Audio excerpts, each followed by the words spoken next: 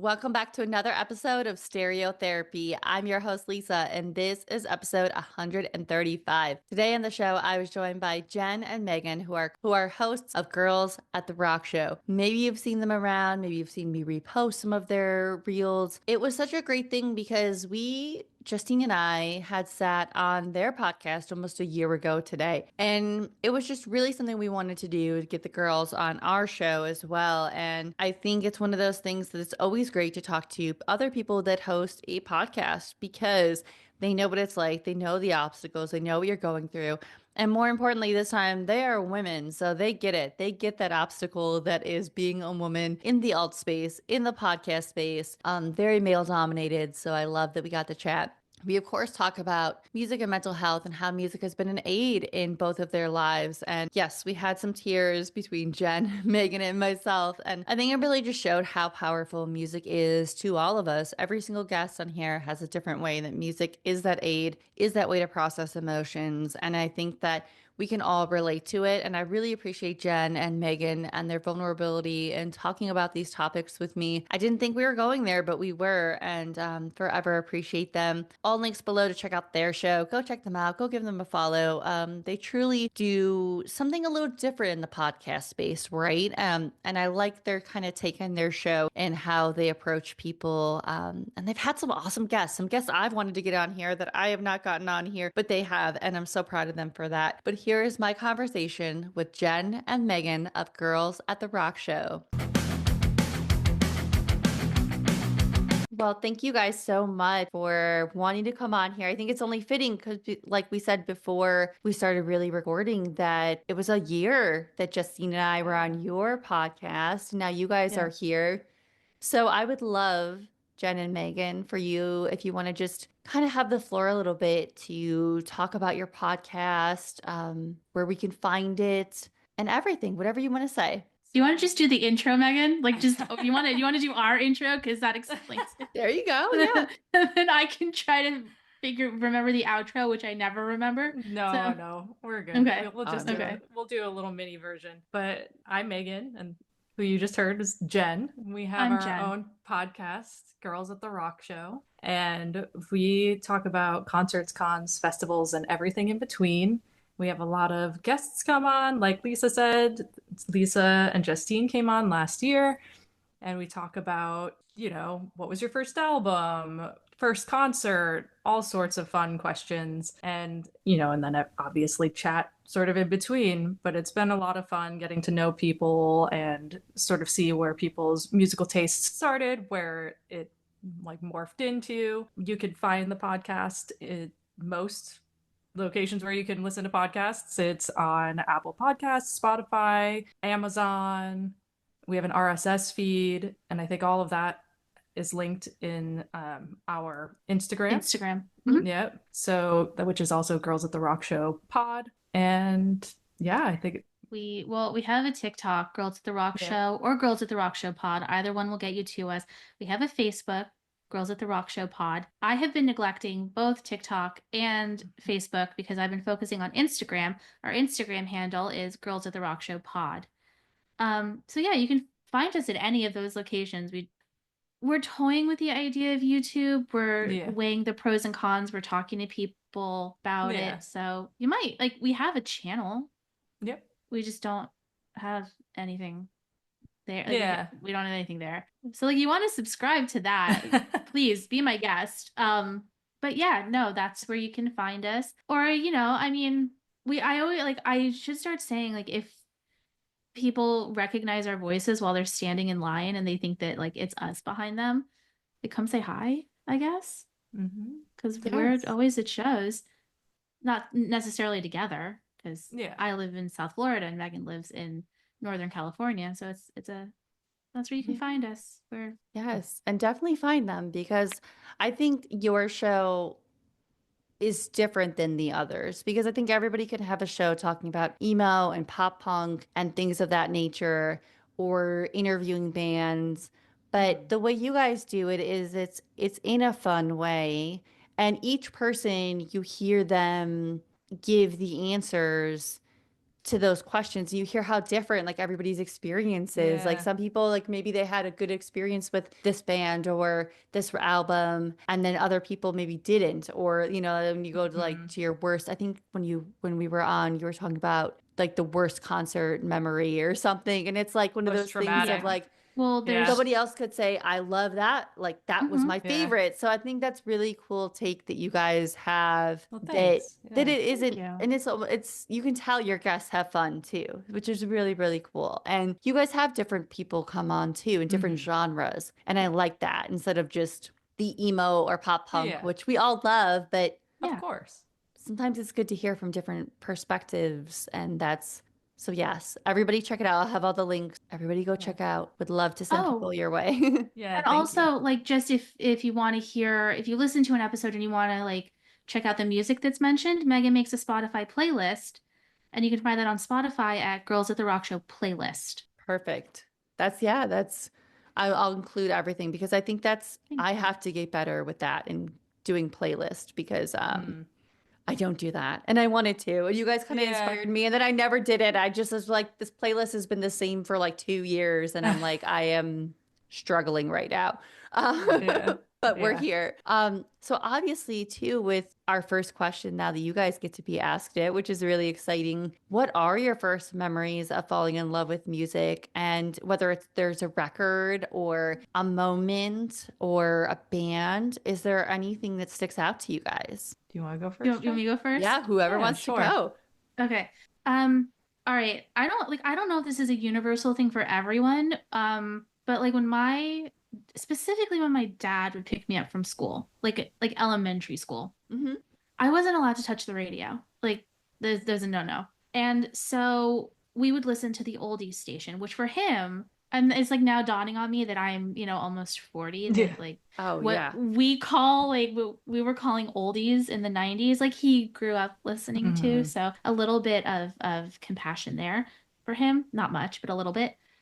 I can remember and this is gonna sound real weird, listening to the Beach Boys in his car, and specifically hearing anything from Pet Sounds. And that for some reason, specifically Pet Sounds, or even like my mom loved the Grateful Dead and Fleetwood Mac. So like all of that somehow made me want to, at like the ripe old age of like 6 or 7, dive into contemporary music, modern music, which in the early 90s was either grunge or like R&B. And for some reason, I really leaned into R&B pretty hard. So like, Boys to Men, Brandy, Monica, Mariah Carey, Diana King. And also like I had a lot of friends who had older sisters and older brothers. So because I'm an only child, so I had to kind of rely on them. Or even like my older cousins, a lot of them listened to Nirvana and Pearl Jam and Blind Melon, and like even going a little bit further into the 90s, Sublime. But it all stems from the Beach Boys' Pet Sounds, which, not, you know what, out of all albums, not the worst one to fall in love with first. And no one has really brought up the Beach Boys other than a lot of my friends have brought up because they were at Riot Fest just this past weekend. And I think that's really cool to hear a different take because most people, their first memories when they're our age, it can go either way. But you would think that somebody would bring up Beach Boys, but nobody has. So this is really cool. And they're so important. And who doesn't? Yeah. You put them on and it is just feel good music.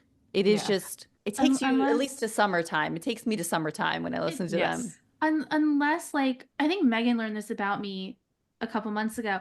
When I hear this song, God Only Knows, I burst into tears. I can't explain it. It's always been that way for me. It hits an emotional chord. And that song is used at the end of Love Actually.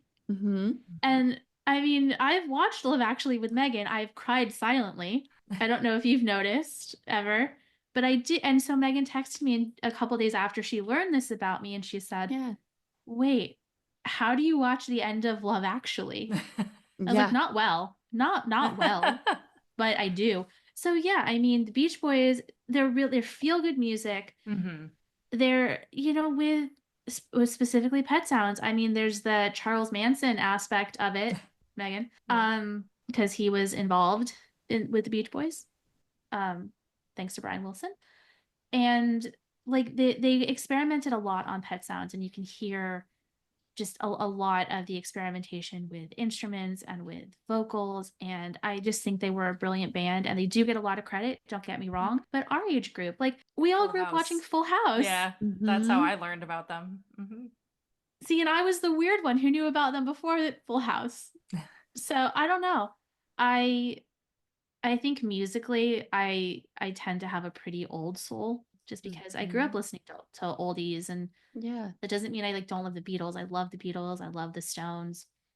But yeah, like those singer, songwriter, hippy dippy bands, those got played a lot. Like specifically for my mom, Emmylou Harris was a big one for her, which like Megan knew my mom. It makes sense. Yeah. So just very like my mom loved Joni Mitchell. Also, Yeah, can't hear that Joni Mitchell. Yeah. can't hear that song that they I use know. in That's Love just a Actually. rough Love song. Actually. That whole scene is just a bummer. Why? Why did Richard Curtis do this to us? That's what he's good at. But that's the other thing I can remember really early on in my life is like music used in TV shows played a very large role in what I wanted to listen to. Yes. So okay, wait, I just have to ask because maybe I'm the weirdo who remembers this. I'm not the only one, but there was a show on Nickelodeon that preceded all that called Roundhouse. Did you guys watch it? Yeah. I think I probably have. I'm like, it sounds familiar. Like when you said that, I'm like, now I'm gonna have to look it up and see. I Like I think know you'll recognize it. Yeah. I know I've heard it, and I probably like who was in it. So like nobody. Like it was a Okay. bunch of Well, so like it was a bunch of well the Yeah. thing is it was a bunch of teenagers who could okay. sing. Like they could like belt. And I it was one of those things where like I never talked about it with anybody because I always felt like growing up I always felt like the weird kid because I was really into music and music that people my age weren't necessarily listening to because they were young. And somebody on Instagram posted the outro that they would do and they would sing an a cappella version of their main theme. And something in my brain clicked and I sang it word for word. I remembered it from like 1995. I was like, oh, cool. Yeah. But yeah, I grew up, my music taste was and continues to kind of be all over the place. But Megan, I'm curious to hear what your first memories are, just because I know your brother played a big role. Yeah. Well, and I think that's what's funny. Like trying to pinpoint anything specific is hard because so my brother's 9 years older than me. So MTV was just always on. Like I can't remember a time like not walking downstairs and my brother is watching, I don't know, music videos or Beavis and Butthead or whatever else was on MTV at the time. And my parents weren't super into music, which is funny because they are definitely of the era like the Beatles, Beach Boys, all they should have been, but like they really weren't. Like it's not that they don't like music, but they just never latched on to anything. So they were definitely not really the people guiding me in any way musically. It was for sure more my brother. So it was very much contemporary, like what was happening then. And the thing that was even more interesting about it is I did have a few other friends, like even as like little kids, so 7, 8, who had older siblings as well, who were also into music already. But their older siblings were girls, so they had older sisters, and so it was very different, even just between me and them, what we were listening to. So like I'm listening to REM, Nirvana, Pearl Jam.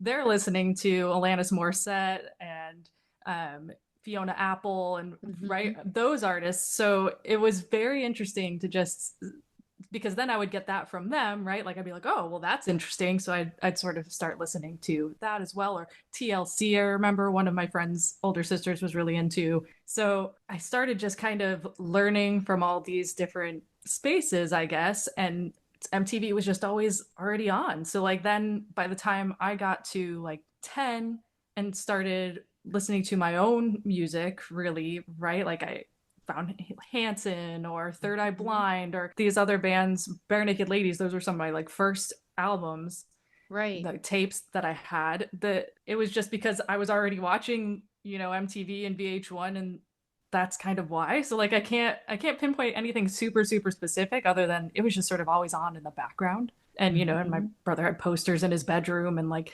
his Nirvana shirts and whatever else. So like it was just part of my life.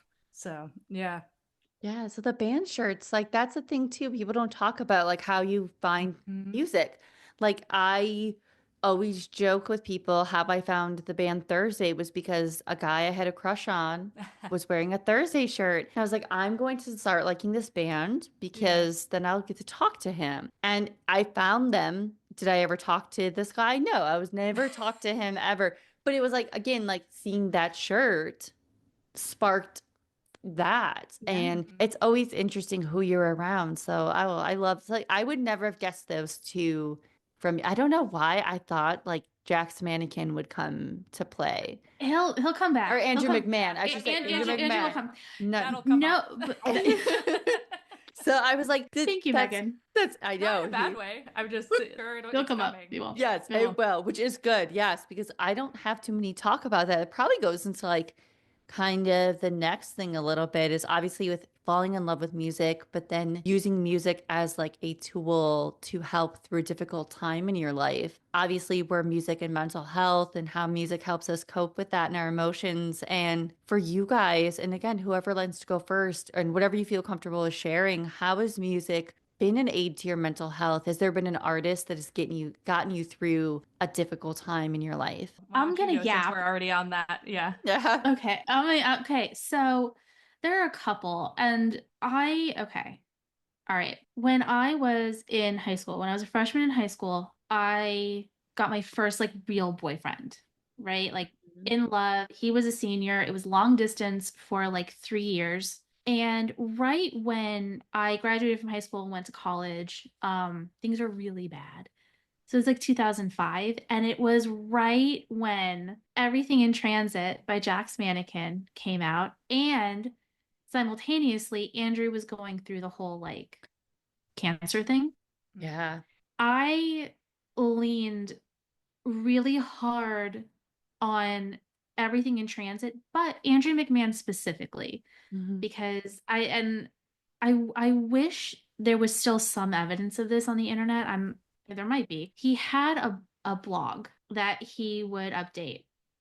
I think I remember that. It was like his journal, especially when he was in the hospital and he couldn't like see people because I mean he had no immune system.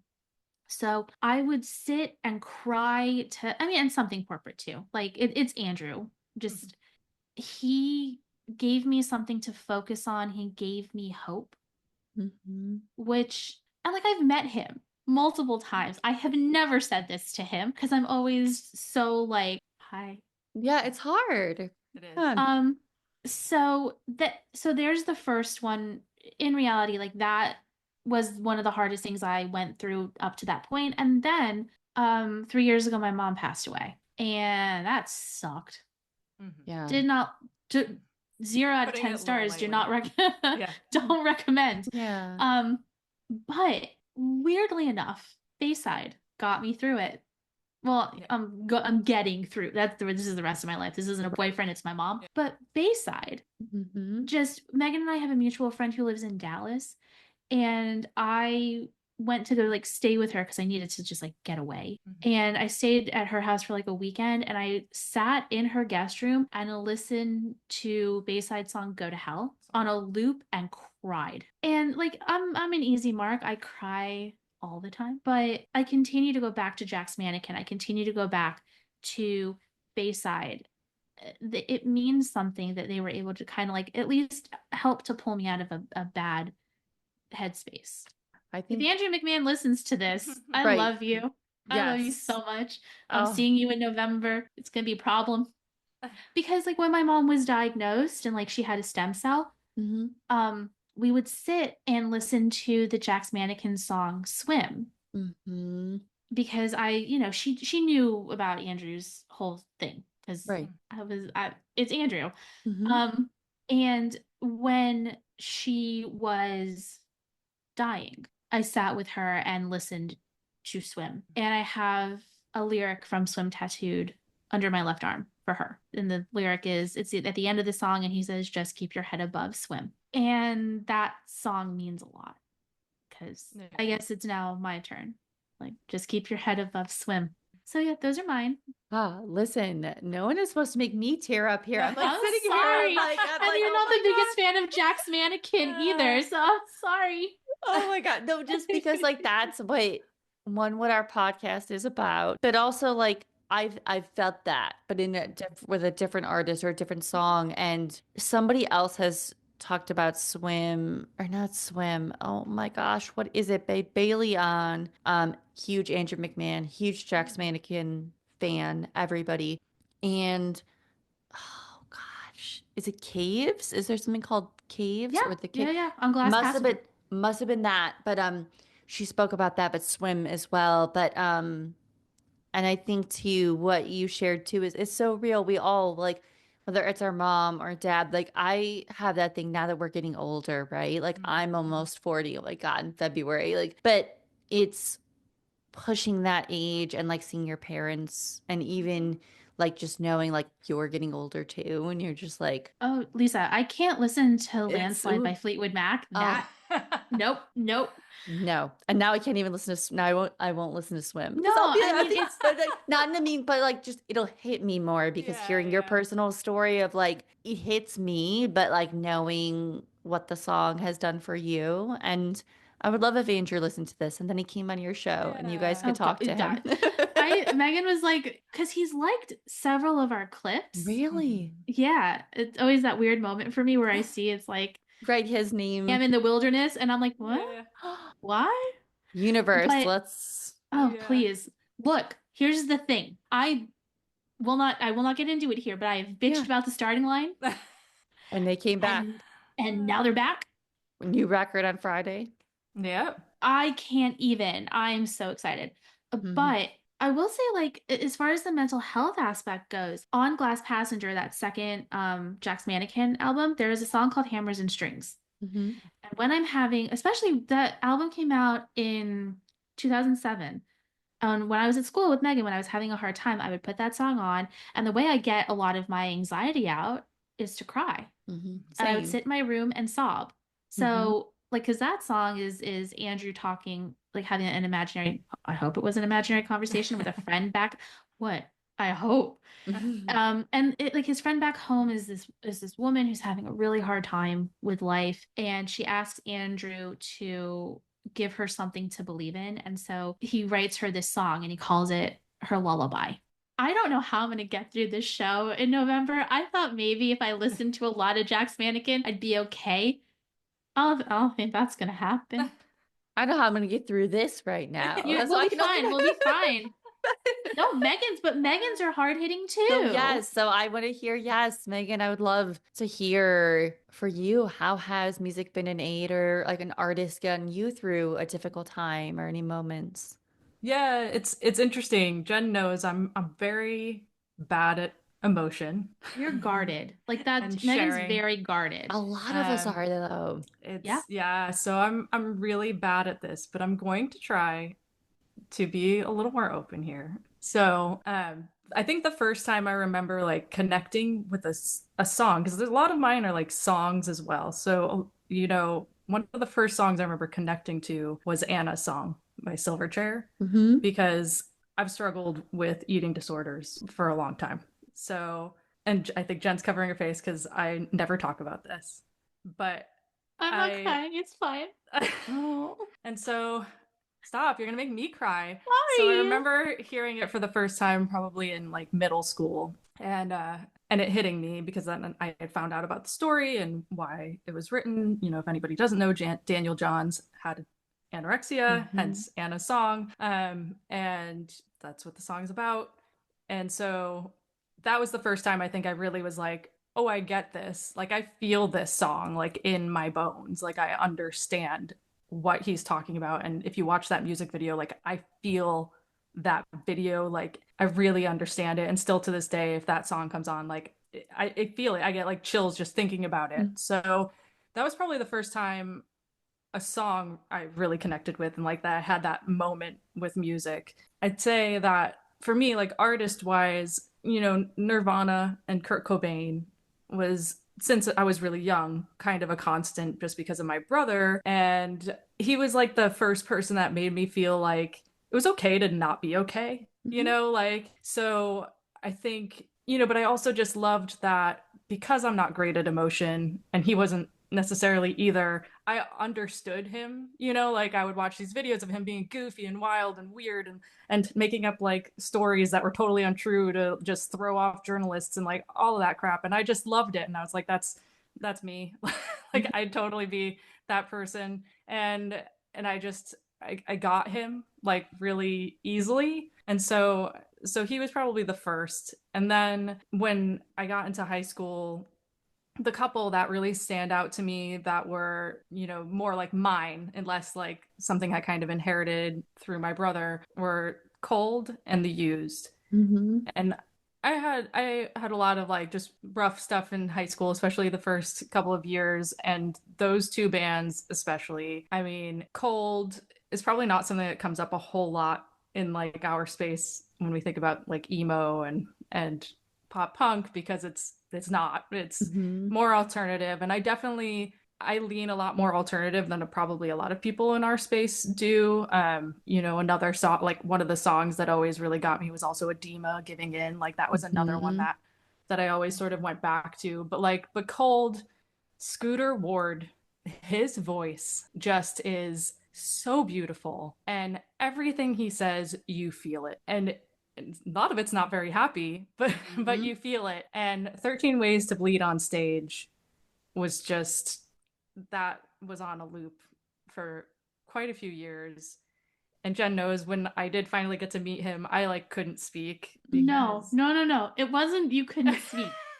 It was creepy. Like no, it was so cute because like he's standing there by his tour bus smoking a cigarette and like creepily smiling at you, like not creepily like but like he knew that I wanted to like say something, but like I couldn't. And I pushed her, like I physically pushed her towards him. I was like, you gotta say something. Like he sees you freaking out. And it was a really sweet conversation between you two. Yeah, no, he's such a sweet guy.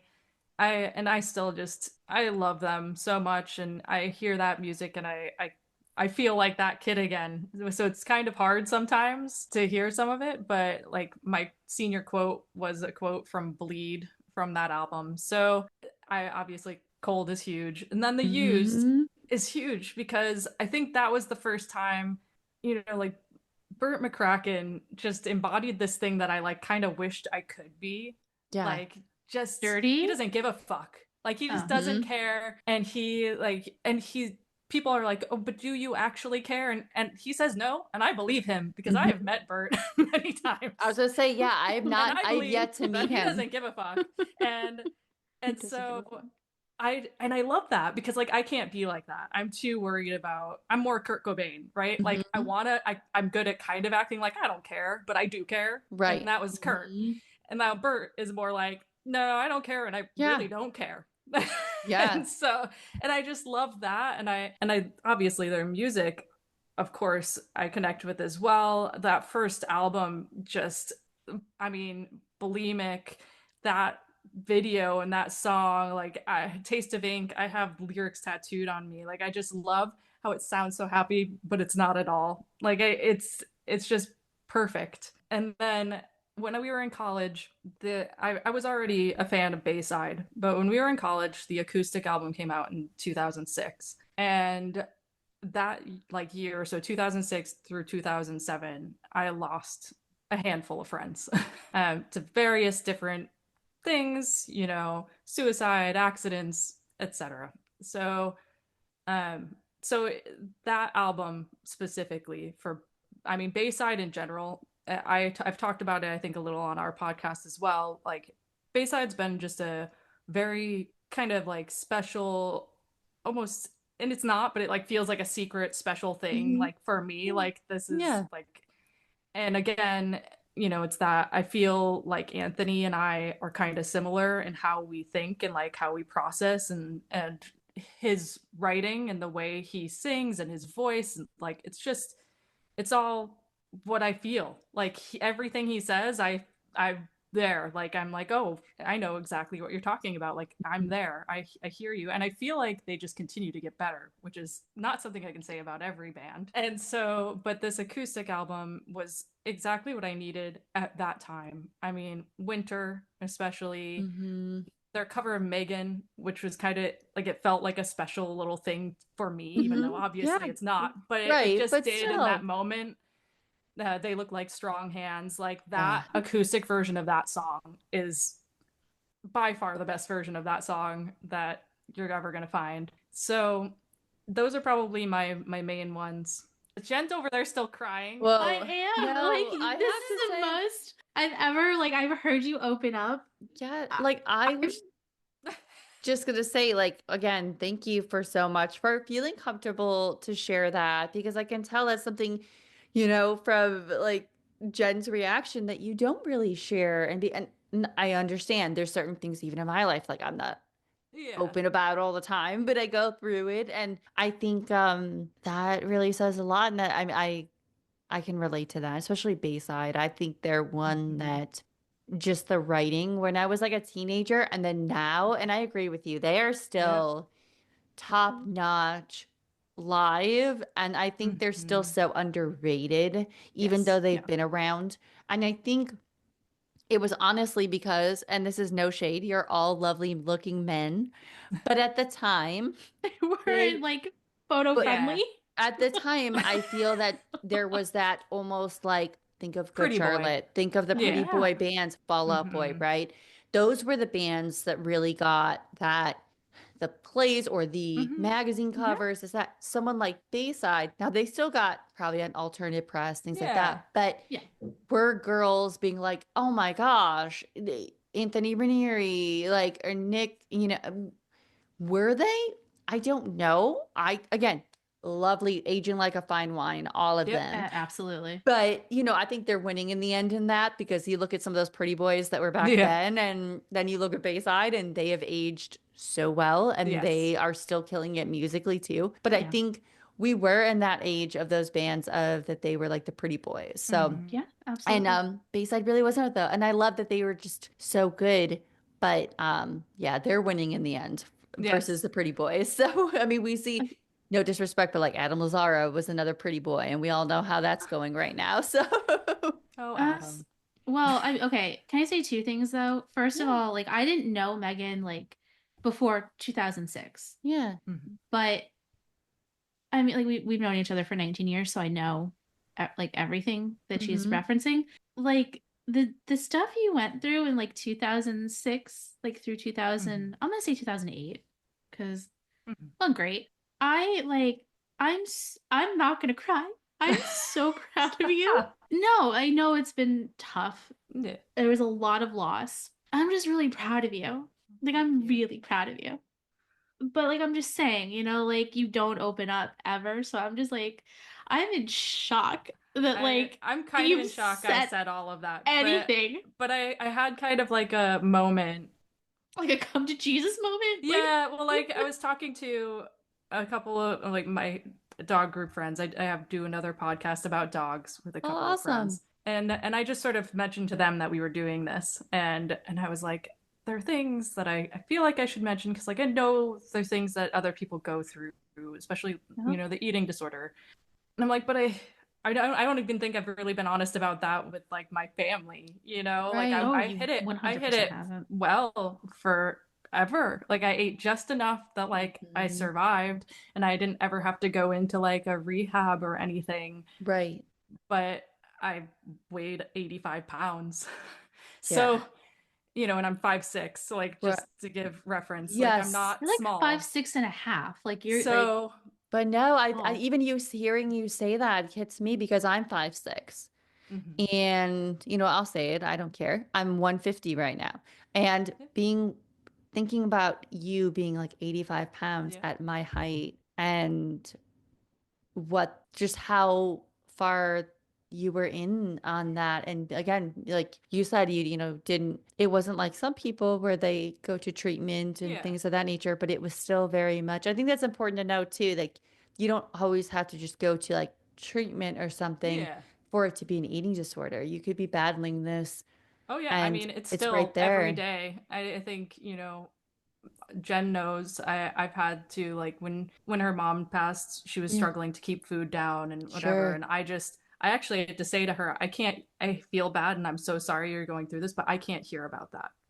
Like Hmm. that is triggering to me, and I'm not big on triggers. I'm somebody who Yeah. likes to kind of work through those personally, like for myself. Sure. Like I'm okay, like usually with triggers I'm okay kind of working through it, but I for some reason that's one that just really gets me. And so yeah, the food thing, it's tough, and yeah, it's a daily thing. So Oh, and triggers are a real thing because yeah, much like yeah, you, they are. Yeah. me, it's when people have babies and are pregnant and Mm, are yeah. announcing that they're pregnant and I am going through Yeah, things that's so hard. and it's hard to explain to people and it's Mm-hmm. tough because you want to be there for your friends. You want to be Of there course. and you want to be Yeah. that, but I'm someone that I have to catch myself and not come across maybe cold or something because Yeah. yeah, triggers are real and it's a real thing and um I think people need to hear that too, that we're Yeah. human when we're going through that and it's okay. And yeah, Well, I didn't know we were gonna all go I here know. today, like Yeah. tears and all this, Sorry. but here we are. No, Sorry. that's a Like good thing. that was shocking. But Like that's a good thing. cuz like she doesn't talk about it. Right. Um and like that's fine. Right. It's Megan's life, and but But like you know. just well, I know, and just like knowing even where she was when I met her, Mm-hmm. like it's been a journey. That's fair. It's been a journey. Yeah, because I'd And say, like, in college I was okay. yeah, Yeah. sure. But I still struggled, but like I was at a more healthy weight. Let's put it Yeah. that way. Mm-hmm. Yeah. Um Well, but yeah. then like I'm not gonna call anybody out, but I'm gonna like society in Mhm. general. That's Like the problem. you like in 2007, you put a couple pounds on, you got hammered for it because you were perfect at, 85 pounds to Mhm. other people. And that Mm-hmm. annoyed me. Isn't Yeah. that the case though, too? So a couple Yeah. years ago, and I don't think I've shared this either, but I would have assumed it was sort of like an eating disorder because I was somebody that it wasn't the amount of food, but what it was is I would watch what I would eat. I would read labels crazy. If it didn't Mhm. have have this, didn't have That's that. still I got disorder to my eating. tiniest I ever was. And, much like you, Megan, at my tiniest at 5'6", I mean, I was what, wearing a size 4 at that age or Mhm. that height and everything. And I mean, when I was in high school, I was that, not as an adult woman in my Yeah. 30s like that. And Yeah. not that there's anything wrong with that. I don't want anyone to take that the wrong way. But No. for I mean, me, that's me. I but, wear a size 4. So you can but offend me right now. I'm just kidding. but like for me, it was just if you looked at how I always looked, it was just Yeah. not for Yeah, yeah. me. It was like that's No, not exactly. normal. Yeah. And it was one of those things that everybody would compliment at. And Mhm. I was like most unhealthiest with food, the most unhealthiest in that. And everybody would say, "You look amazing. Oh my God. Oh my God." And it fed that. It fed it so Mhm. Yeah, much for it me does. to where now when I gained it all back and gained what I felt like, okay, that's where I should be Yeah. or what I consider healthy or whatever I want to say, Whatever you're comfortable. Yeah. people Yeah. always are like, I can tell.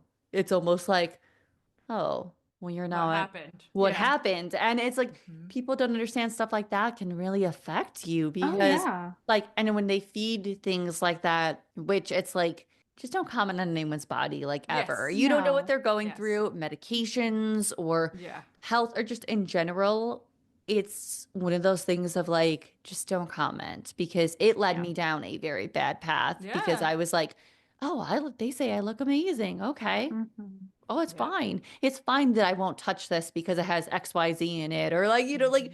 like, and then it was like, why again? And everyone around me just, it honestly took at a wedding, a family member being like, you're too thin. And again, that was triggering too. Whereas, Yeah. but then it allowed me to be like, oh, someone does see what I'm Something's going going on. through, something is going on here. Because yeah, it's something I think we all go through. So I really Yeah. appreciate like both of you sharing both of those things because I think whether it's a loss of a parent and dealing with that or an Hmm. eating disorder, these are real things that we all go Yep. through or maybe will go through. We Hmm. you don't know. And oh my gosh. Well, now I feel like I'll kind of brighten the mood a little Well, Yes. no, bit. the Yes. second thing I wanted to Yeah. say, because you brought up Good Charlotte, the last time I saw Good Charlotte, Yeah. I had this moment where like we did the meet and greet. Yeah. Okay. And like if you look at there's a YouTube video, we saw them at Regency Ballroom Hmm. in San Francisco. If you look at the what was it, like an acoustic song Yeah. session, you hear me say in this video, like you hear me ask them to play Seasons. And then there's this whole back and forth. And I actually got the Madden brother that is the hardest one to get on your side, Joel, on my side. So they played Seasons. But when we went to like get the picture or whatever, I had this moment where I was standing next to Benji Madden and I was like, dude, you're married to Cameron I Diaz. know. Hmm. You're Yeah. you're married to Wild. Cameron Diaz. I couldn't wrap my head around it. In like the pretty boy aspect, in what universe did I ever think Benji Madden None. was going to be married to Cameron Diaz? Hmm. That's where my head went. So, not that he didn't deserve that or like Yeah. she's added, but like in my Right. None of us it, saw it. Nicole Richie makes perfect sense to me for some Yeah. reason. Mm, That I could see. Yeah. I can, but oh man. But good for them. I truly hope they're happy. Mhm. Yeah. They seem, They do. we don't know, right? I never We want to tell do. people like we No. don't know, but they seem and they're together. Yeah. So it's a good sign. And they have a daughter and like Yes. good for them. I wish the Madden brothers nothing but Yeah. success and happiness. Yes. Same. Forever, Okay. one of my first favorite bands like ever. So Yes. forever, I Hmm. have a love for them. Me Oh too. And yeah. honestly, like, so we have to kind of talk a little bit too about your podcast. I would love Okay. to like kind of get people to also, it's an opportunity for me because I have another podcast here to talk podcast stuff. So for you, what do you think has been the most difficult part of putting together the podcast and doing that and whether it's putting out the episodes or just also having the energy to sit there and sometimes after a long Yeah. day and talk with someone what has been the most difficult part of it? Um it's a twofold answer for me, but yeah, the clips are tough.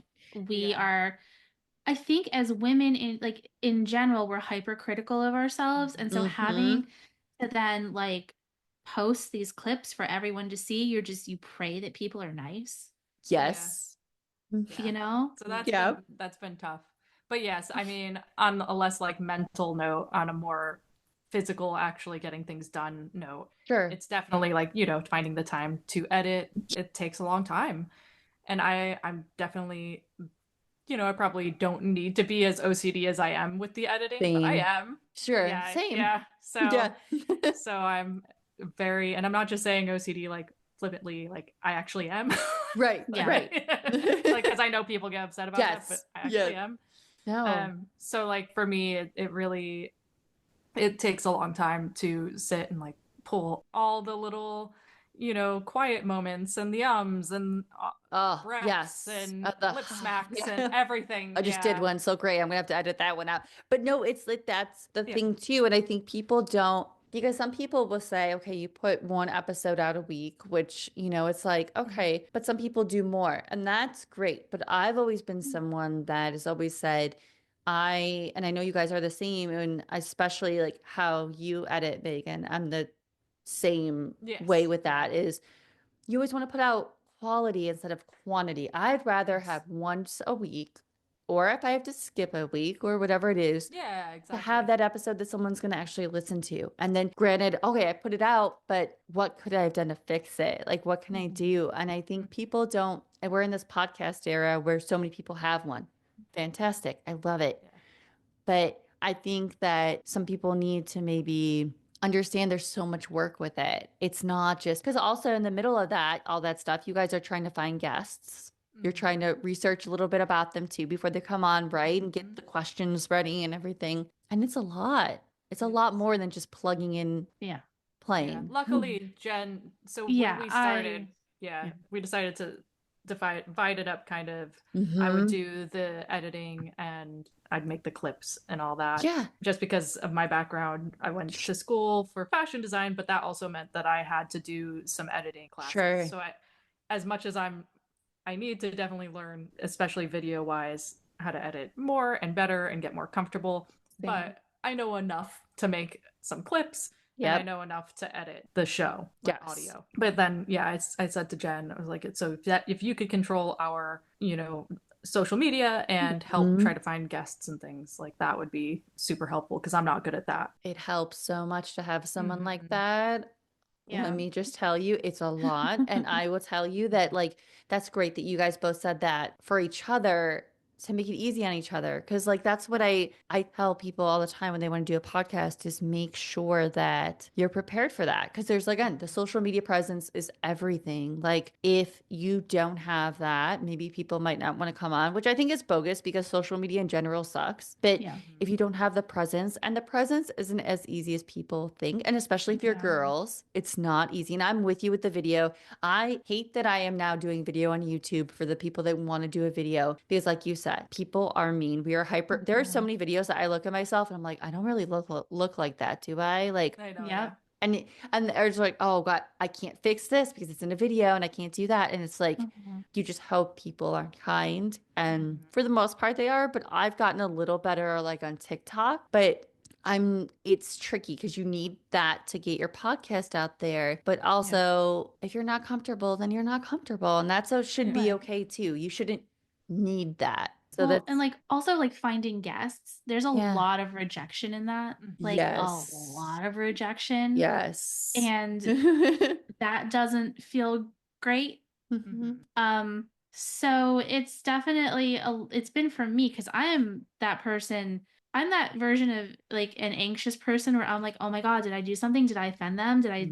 And it's like, no, they just don't give a shit. It's not you. It's them. Yeah, and it's hard. It's hard not to take it personally because like I've said with the PR stuff, like there's certain things where you're like, what more do I need to do for you to see me and to see that, like, we're a good podcast, or that I will say it, and some people always kind of downplay this, but being two girls, I do think that having two girls instead of a girl and a guy, I think that does make a difference sometimes. And I think that it's a lot harder. And then now that I've been doing this a lot on my own, okay, but now you have one girl. Oh my gosh. Like but either way, it's like, I think that I get people's thing where, hey, I want to go on if they're a good following, I want to be seen. But at the end of the day, if you are a bigger band, you're going to be seen. For example, no matter what. Having Anthony Green on our show, my podcast was not a big podcast. That didn't matter. People came to it. People wanted to watch and listen,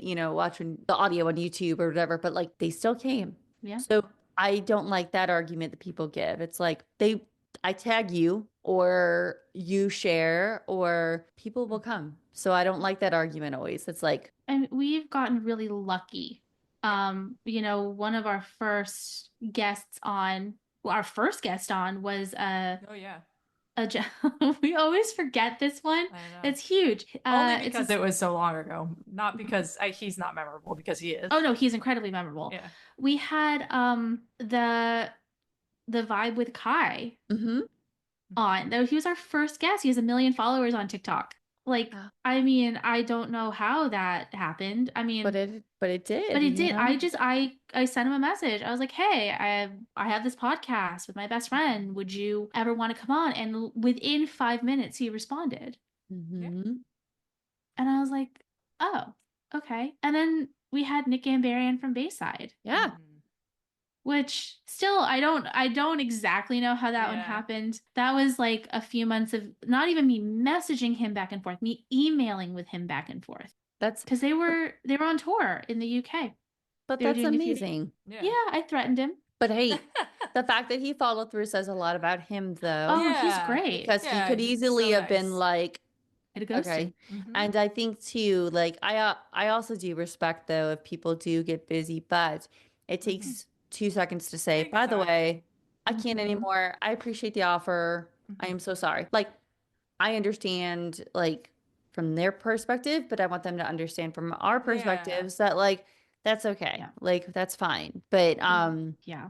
so we had a band from the UK. I'm not gonna name them. sure. Who like Megan and I like got on the link that we sent them, and we were ready, and they just did not show up. Yeah. I sent a message to them confirming a couple of days before. Nothing. That's shitty. Yeah. Well, that's the thing too. Like I've had that too. And I think that it's one of those things of just also if you realize like apologize and say like, oh, I'm so sorry. Like, because life happens. But the majority of the bands that come on, they're like sitting there and they're like, if they're running late or if they have to cancel, I get emails. So if these smaller bands can do that, oh God, these smaller bands can do that, then anyone can. And that says a lot about you if you're not willing to do that, like as a person. But I guess too, like kind of that's the negative side. But if you could have somebody, I mean, probably Andrew McMahon. Is there anyone bucket list you guys would like love to have? Who's that? You want to go with the one that we Sorry about told my dog. You're good. I know we're coming close, but don't worry, we're almost. I know. I'm like looked at the time. We're good. I'm just letting you know. Yeah, that's Eddie. Is it? Yeah. Well, Eddie complains a lot. Yeah, you got it. Okay, do you want to? Is it so, Megan? For you, is it still the bucket list that we told our friend Matt? I mean, I feel like this guy probably. I just have one right now, really on my list, and that's Anthony Ranieri.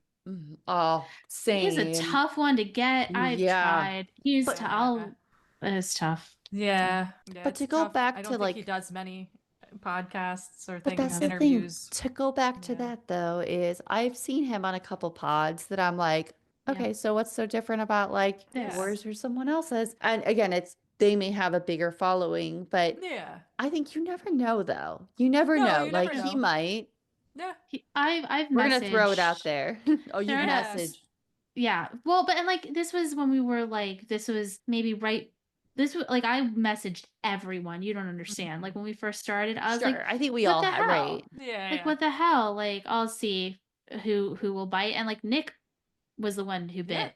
But that's strange. A good person to have for Anthony, though, because you can say Nick came on. Oh, okay, so you mentioned good. Well, and Megan, I got to see them, and I did the meet and greet, and I brought it up because I just wanted to see it, like remind Nick kind of where he knew me from, because he was giving me one of those like I know this person, but I can't like place you. You know what I mean? Sure. And I was just like, oh, you came on our podcast last year, Girls at the Rock Show. Thanks so much. And Anthony didn't hear like all of that, and so then he was just like, oh, like what was the name of it? And I told him the name again. So like I thought that was interesting that he like wanted to hear the name, like he was curious about the podcast. So yeah, I mean, fingers crossed, it would be cool, right? Because maybe he saw the DM, right? Maybe. Yeah, you never know. I'll work on it now that I know. Yeah, but it was funny because my partner, as we were like leaving that, he said something along the lines of like, would you want him on your podcast, or have you asked Tip for him to come on the podcast? And I was like, yeah, but he's never really responded. And he's like, that's probably for the best, because he's kind of awkward. And I was like, really? Because I feel like he and I are kind of similar. And he's like, I said what I said. Oh, fair. Listen, that one's fair though. Listen, that would make a great conversation. That would make a great conversation. You're good. So for me, yes, Andrew McMahon, for sure. Okay, I'm gonna get a little weird. Well, this is not weird. Mark Hoppus. I mean, I'd love the Blink guys. I just think I'd be way too nervous. Sure. Yeah. Well, that's another thing, right? But yeah. That's another thing, right? Like the nerves Yeah, but we did mention Ben Folds. Yeah, Megan and I would love Ben Folds. That would be an interesting conversation for sure. Like he's so talented, and it's just his history. Such a good guy. He seems that way. He seems so kind. Yeah. Like as much as he's bucket list and you would be nervous, he seems kind where he I think I could talk to Ben Folds. Ease the room a little bit, which is good. Kenny too. Kenny, oh gosh, so like that's the problem though, because like I would intend to be very nice. I would. I love the starting line. It seriously does come off like I have a bone to pick, and I don't. I don't have a logical bone to pick with them. But I would probably tell him to go fuck himself again for making me wait I all know, this time. forever. I'd love to have Jeffa from The Used. Sure. He's a sweet guy, Jeffa Howard. Well, So what about maybe. Bert then? Would you have No, Bert too? No, No? no. No? he's just the problem is like I know so Bert well enough to know that he's not no like when he talks to people in interviews, Sure, no, I'm with he you. yeah, condescending, kind of he a doesn't dick. really want to be there. Right. Which, And so listen, I I'm good. respect. It's like, I do get too. That's it, fine. but I'm Yeah. with you. I think Jeffa, like, I think he Jeffa would be is the more better. yeah. Again, you have to think about who would be the Yeah. good conversation. Everybody you guys listed, they would like Yeah. Kenny Yeah. Fasoli, Andrew McMahon, Jeffa the Used would be like a fun, funny Mhm. Yeah. Yeah. conversation. And I think you never know like what can Yeah. happen with that too, as long as you keep putting your name out there too. Like hopefully this Mhm. Yeah. helps too, or like Yeah.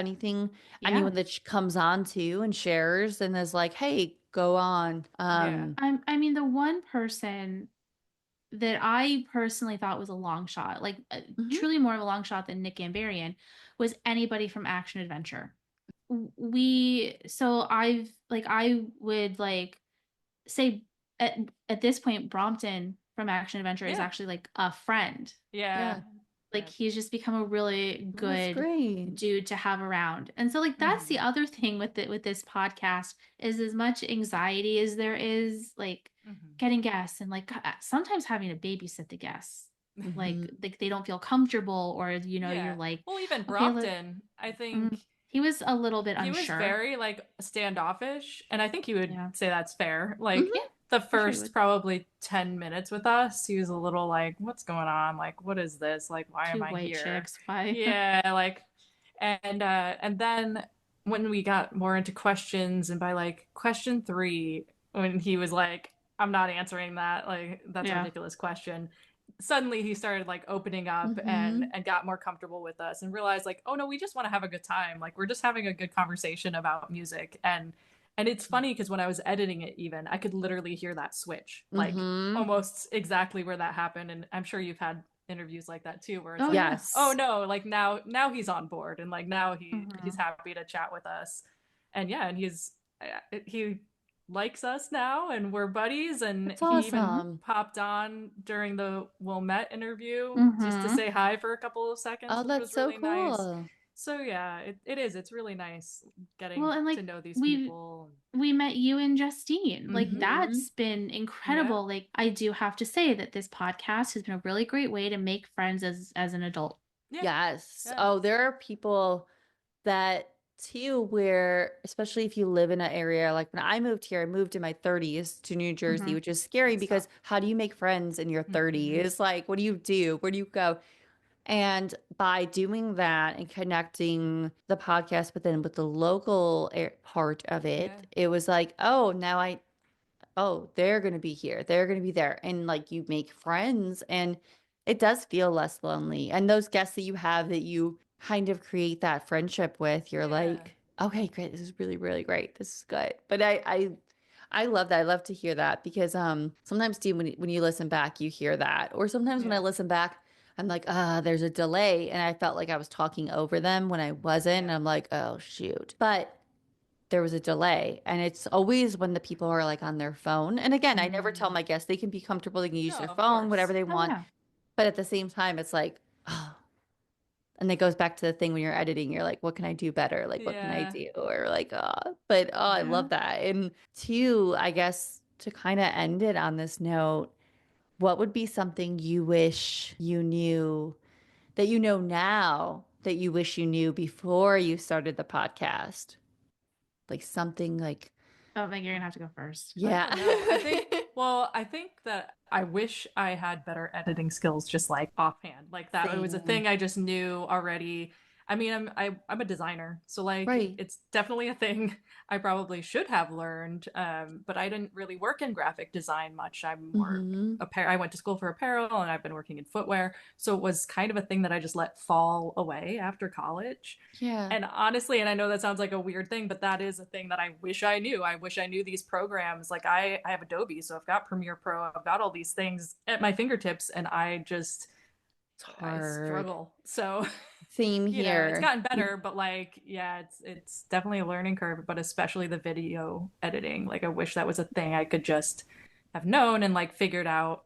And yeah. Yeah. What do I wish I knew? I don't know. The thing is like I don't know what I thought. I really like Megan was the one who listened to a lot of podcasts. And I still do. Yeah. Yeah, you still do. I listen to more now that I do this, and I have like a genuine appreciation for the work that goes into editing and posting and getting guests and like thinking of topics. And oh my God, it can be a little bit draining. Like, I love the talking to people. I love the hearing everybody's stories, like their concert stories, most traumatic concert event, which is, if you listen to our podcast, it's my favorite question always. I don't know why. I think I just don't love happiness. But I wish I knew how just mentally draining it would be, which it like it's dealing with people. Of course it's draining for everybody. Like and like Megan and I are both introverts. So this in a lot of ways, like, and I don't want this to come off as like I don't like interviewing people and talking to them. I do. But when they're on our pod, it's like they're coming into our home. Yeah. I don't know if that makes any sense. Yeah. So like I'm like bubbly Jen. Like we had a guest come on the anniversary of my mom's death. I couldn't believe she booked that. Yeah. And when she booked it, I almost said something. And then I was like, I don't want to say anything because maybe she just wants the distraction. Right. It was a good distraction. Just leave it. Yeah. Right. And then when it got closer, she had the realization like, oh, I didn't even realize I had done that. Yeah. And I was like, oh shit, maybe I should have said something then. Like I jumped at getting this guest and I was like, I want this person on. I want I like their music. I want to talk to them before the end of the year. It was tough to be on that day. Yeah. But I did it. Yeah. Right. And you did it. And I think too, it's like you said, they're coming into your house, but also like we all have off days. We're human, right? There's times I have people on the podcast and it's like, I've had a really tough day, but I'm like, I can't because I scheduled this out like whatever it was. And they're taking time out of their day to come on. They wanted to come on.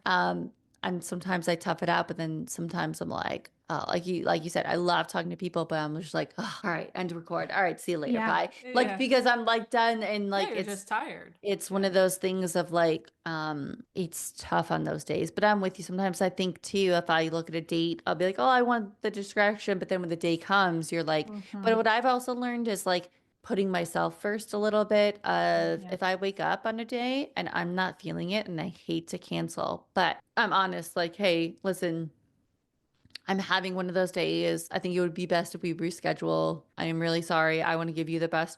And for the most part, people respond to that well, and they're very kind with that.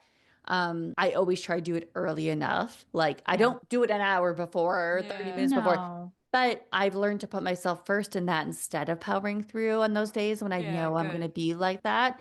And I didn't before. And I think it's always important to know that like you do this because you love it and you want to do it and it's fun for you. But like also put yourself first. Like if you're ever having a day, like the right guest will understand. Yeah. And if it happens again, like I have a mom, or even if Megan has a moment, I'm much more like if Megan were to say to me like, hey, I really just like I'm much more sensitive to the way she feels as opposed to the way I feel. So I would be more willing to like reschedule with a guest if Megan was like, I don't feel like I can do this today. Message whoever's going to be on immediately. No. I'm not saying that you do. I'm just because I'm the one who schedules. And like the thing like Megan and I used to just like kind of like check in with one another for like, hey, are you good on this day? to do an interview. And I was scheduling so many interviews that we now have like a Girls at the Rock show calendar that we share. So she knows when I schedule something, and I know when she's like out of town, because she and her partner do like, they have a home in Southern California, and I don't want her to record when she's down there if she doesn't have to. And they're going on a big trip to Tokyo in November.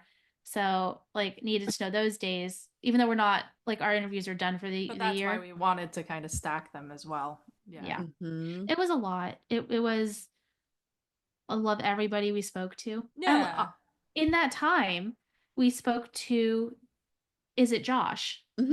Who I knew he was going to be nice, but he is so kind. No, I'm with you. So talented. Like I was like, oh, I like you. No, the minute he came in, I was like, oh, I knew he was going to be, but like, he was so nice. He was so kind, and yeah, one of my favorites forever.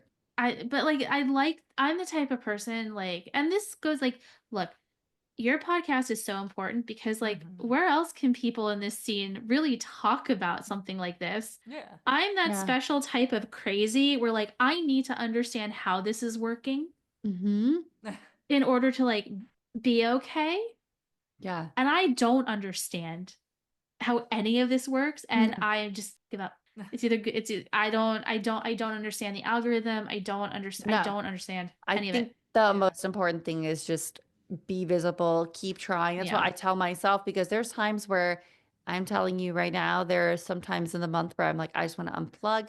Done. Yeah. Okay, I'm done. I've had my fun, wash my hands, but because of the social media aspect and all the chaos that's going on in our country right now and just life. And I'm like, I don't want to be on social media, but like, you need to promote, and like, yes, trust me. Like if I find out anything, I'll let you know. But oh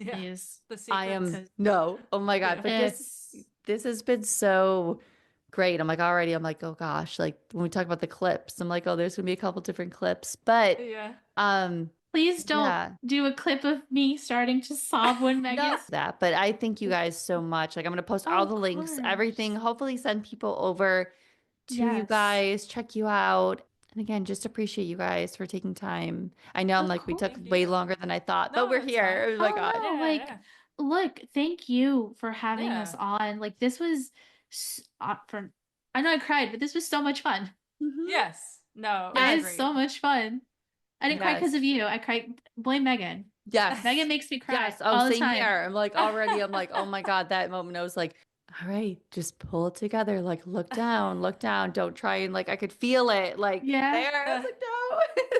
But no, I truly do appreciate you guys taking time and wanting to. And all right, guys, that was my conversation with Jenn and Megan. Again, I cannot thank them enough. And I thank them for these tears, because maybe it was in the universe.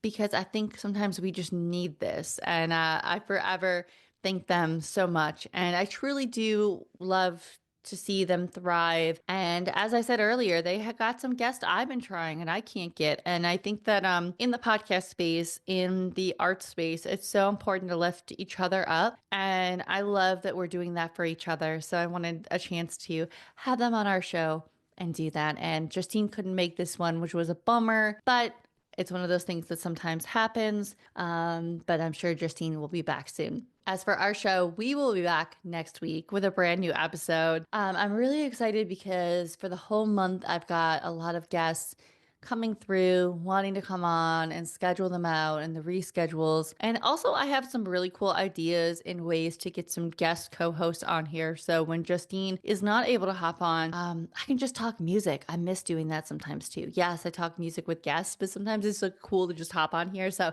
keep an eye for that. That is on the way. I'm really excited about that and what's to come. If you would like to support our podcast, it is an independent show. We need all the support we can get, and we truly appreciate everyone that's already done that. All you have to do is follow our show, subscribe to our show. A positive rating or review goes such a long way, and it would truly mean so much to me. I put a lot of work into this podcast, and I truly can't thank you guys enough. If you aren't aware, this show is part of the Never a Phase Network. It's a network of creators just like you and I that love the scene. We live the scene. We breathe it. There's a reason why we're still in our 30s and loving this music and doing things with music, whether it's being in a band, a podcast, content, whatever. all the people are part of the network and we're creating something really, really cool. Whether you're a fan of reading articles, looking at content, listening to podcasts, I would love to send you the way of a Never a Phase network. Really cool things going on there. So I would love for you to check it out. All links below for that as well. And I will see you guys next time. All right. Bye, guys.